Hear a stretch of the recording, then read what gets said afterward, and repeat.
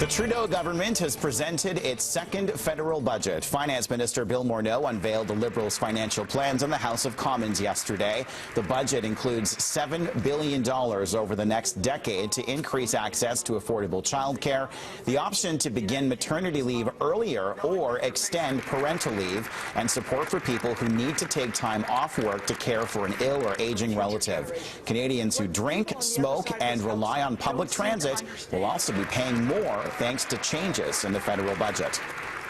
If you're a guy who takes the bus to work and back or to university and back, and when you get home you like to have a beer, well, both of those things are going to cost you more. The Prime Minister has decided to get rid of the benefit for public transit passes, which of course are used by most low-income Canadians, particularly young people and students. And he's also going to tax your beer. An additional $35 million has been set aside to help deal with the overdose crisis in Canada. The money will be spread out over 5 years. It's in addition to the $65 million announced back in February. The government is committing more than $2 billion towards transit funding in Metro Vancouver. That cash would go towards light rail in Surrey, a Broadway subway line in Vancouver, and a replacement for the Patello Bridge. The budget is also expected to inject $11 billion into affordable housing across the country. Many units are desperately needed right here in Vancouver, but one UBC expert says that only works out to be about $130 million for this province. He says that's not nearly enough to address the needs of younger Canadians. We need to recognize that younger Canadians are caught between a vice grip of time and money pressures. It used to take 5 years to save a 20% down payment on an average priced home in this country. Now in British Columbia, it takes 19 years, and in Metro Vancouver, 27 years. We need a national housing strategy that engages with just the degree to which high home prices are harming younger Canadians, and so far, the budget was weak on that.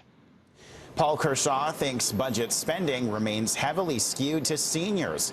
He says even with housing and childcare funding, people under the age of 45 are getting only a quarter of what the government spends on Canadians over the age of 65. Others say the $7 billion pledged for childcare nationally over the next decade will help families right here in BC. We wish the federal government was ramping up more quickly, but the fact that they're at the table now and they've committed to the next 10 years with significant dollars, and the socio-economic analysis that we have about the $10 a day plan means that we know BC can afford to invest in its children, can afford to invest in quality, affordable childcare. So overall, how could one sum up the facts and figures presented in Ottawa yesterday? Political experts at Simon Fraser University are weighing in on that. A professor with the School of Public Policy says he is not wowed by a lot of the information coming out. It's not a big headline type of budget. It's something that I'd say there's expectation that in the fall there will be a major budget update after we see what the U.S. budget and tax reform looks like.